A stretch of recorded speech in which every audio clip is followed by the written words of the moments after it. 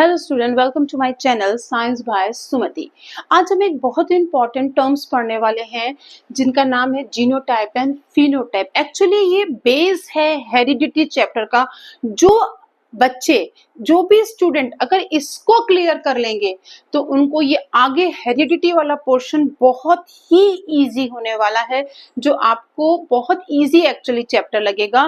तो इस पूरा वीडियो को पूरा एंड तक देखिएगा और please subscribe and follow my YouTube channel science by Sumati, क्योंकि अगर आप फॉलो करोगे तो आपकी साइंस बहुत ही इजी होने वाली है और क्लास 10th में आप 90 आउट ऑफ 90 बहुत इजीली लेने वाले हो, सिक्योर करने वाले। तो हम अपना वीडियो आगे बढ़ाते हैं और हम अपने वीडियो को आगे बढ़ाने के साथ ही समझते हैं कि what is the difference between genotype and phenotype. बहुत इजी है, बहुत ज्यादा स्ट्रेस लेकर आपको स्टडीज नहीं करनी है, सब कुछ इजी वे में समझना है। Is that clear? मैं आपके सामने दो स्टूडेंट को खड़ा करती हूँ, ठीक है। एक बहुत टॉल है और एक बहुत शॉर्ट है। आपको देखने में वो कैसा लग रहा है, आप फिजिकली उनको बताएंगे कि this boy is a tall and this boy is a short. आप अपने आप ही पहचानेंगे कि ये लंबा है और ये शॉर्ट है, पर आप इंटरनली नहीं देख पा रहे कि उनके अंदर किस टाइप के जीन्स हैं, किस टाइप की एलीज हैं।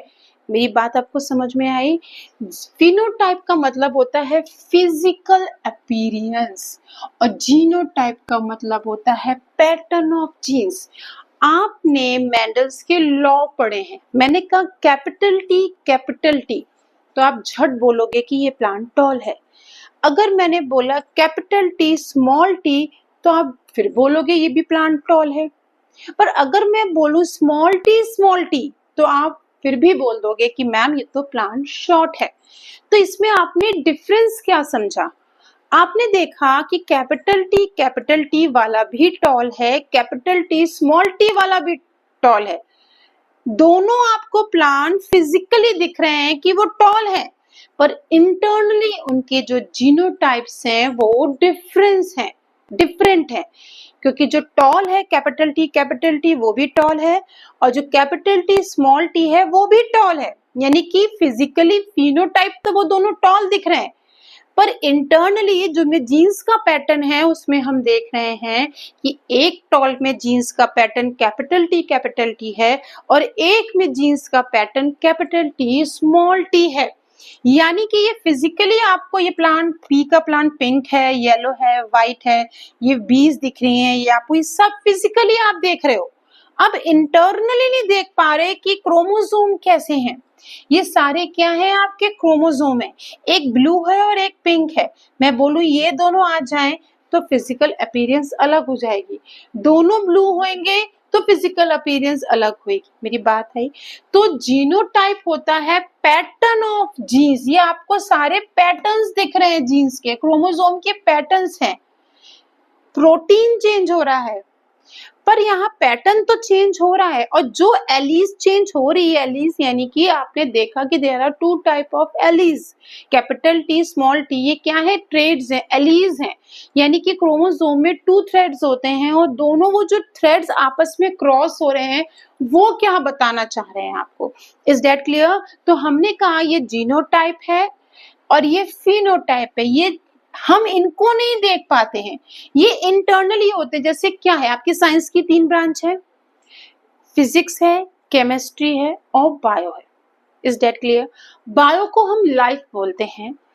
फिजिक्स में हम देखते हैं कि उसका शेप कैसा है, फिजिकल अपीयरेंस कैसी है। ये स्क्वायर है, ये ट्रायंगल है, ये रेक्टेंगल है, ये ट्रायंगल है, इसका मास ये है, इसकी लेंथ ब्रेथ और हाइट ये है। आप फिजिकल अपीयरेंस पहचान रहे हो, पर इंटरनली वो जो डस्टर है वो चॉक है।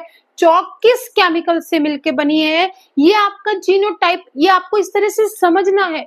यानी कि जो चीज फिजिकली अपीयर हो रही है वो फिनोटाइप है, पर इसके अंदर जो जीन्स के पैटर्न है वो आपको नहीं पता। जो जीन्स के पैटर्न्स होते हैं उनको हम बोलते हैं जीनोटाइप। Is that clear? तो जैसे हमने आपसे कहा ये फिनोटाइप, ये फिजिकल एक्सप्रेशन है कि इसकी आई बॉल कैसी है, इसकी हेयर का कलर कैसा है, इसकी आईब्रो कैसी है, इसके ईयर लोब ज्वाइंट है कि फ्री है, इसकी आई बॉल कैसी है, इसकी आईब्रो का कलर क्या है, ये फिजिकल अपीयरेंस है। पर जो इसका हेयर का कलर है, जो आईब्रो का कलर है, आई बॉल का कलर है, ईयर लोब इसके जॉइंट है, इसका स्किन का कलर है, ये डिपेंड कर रहा है जीनोटाइप, जेनेटिक कोड। यानी कि one strand come from mother and another strand come from father.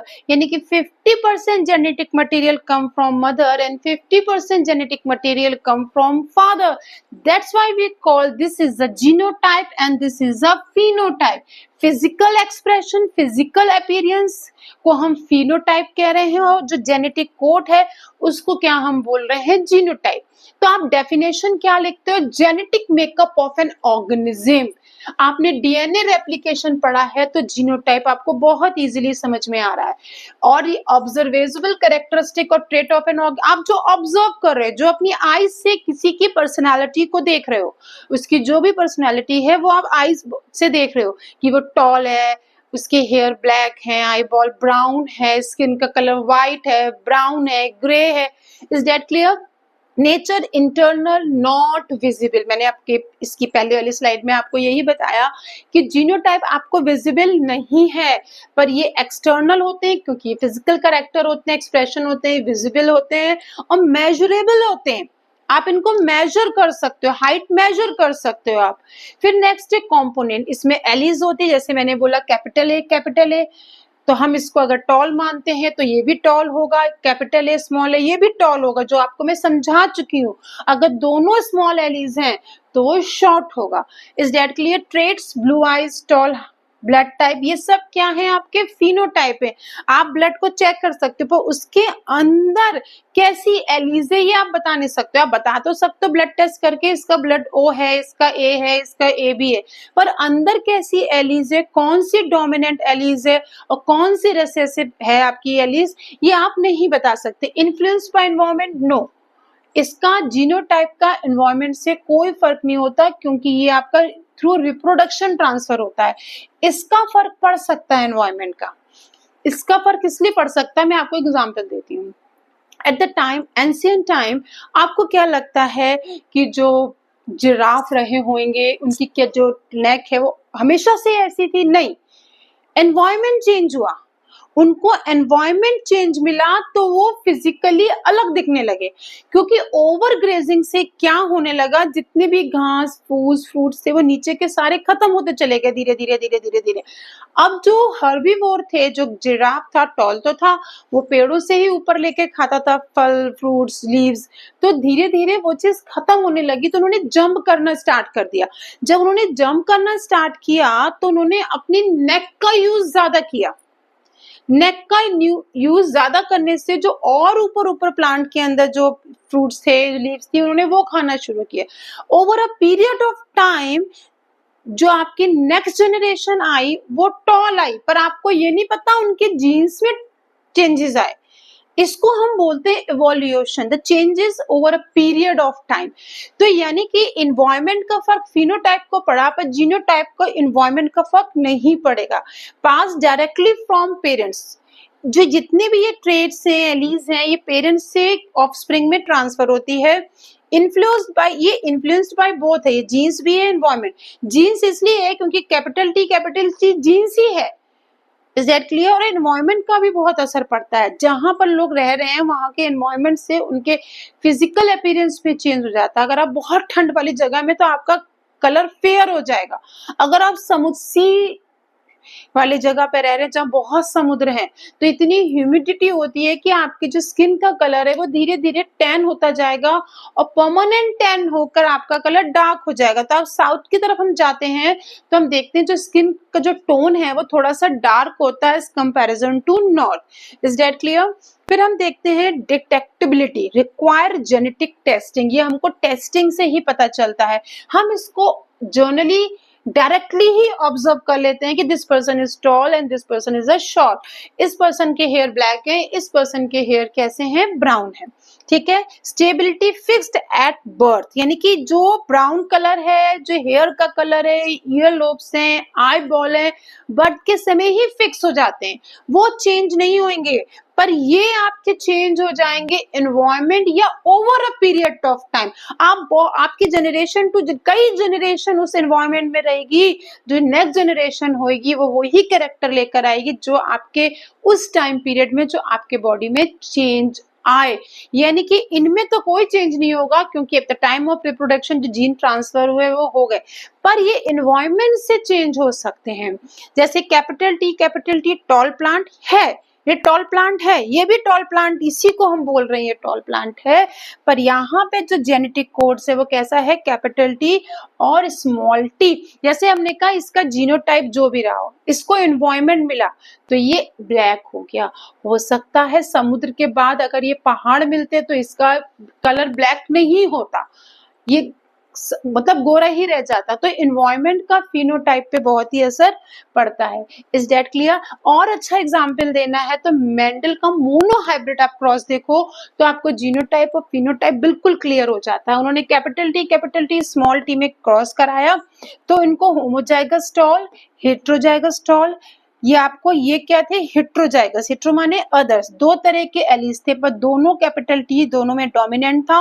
तो 3 प्लांट हमको कैसे मिले, टॉल मिले और 1 शॉर्ट मिला। 3 टॉल क्यों मिले, क्योंकि कैपिटल टी को हमने टॉल माना है और यहाँ पे डोमिनेंट की प्रेजेंस में रिसेसिव कभी भी अपने को एक्सप्रेस नहीं कर पाता है। तो 3 हमें कैसे मिले, 3 हमको मिले टॉल और 1 कैसा मिला, शॉर्ट। ये फिनोटाइप है, ये फिजिकल एक्सप्रेशन है, ये फिजिकल अपीयरेंस है। आपको नहीं पता अगर 3 टॉल है तो तीनों टॉल की एलीज में क्या चेंजेस आया होगा, ये आपको नहीं पता। कैसे पता चलेगा, जब हम जीनोटाइप देखेंगे। कैपिटल टी सिर्फ एक है और कैपिटल टी स्मॉल टी ये 2 हैं और स्मॉल टी 1 है। तो आपको कोई पूछता है कि मेंडल ने फर्स्ट जनरेशन में तो सारे टॉल प्लांट लिए, पर जब सेकंड जनरेशन को उन्होंने सेल्फ पॉलिनेशन के लिए छोड़ दिया तो उनको फिनोटाइप का क्या रेशियो मिला, 3:1, और उनको जीनोटाइप का रेशियो मिला 1:2:1। यानी कि ये आपका जीनोटाइप और ये इसका फिनोटाइप है। इस एग्जाम्पल से आप बहुत अच्छे से समझ सकते हैं what is the difference between genotype and phenotype. Is that clear student? और भी अगर आपको प्रॉब्लम्स हैं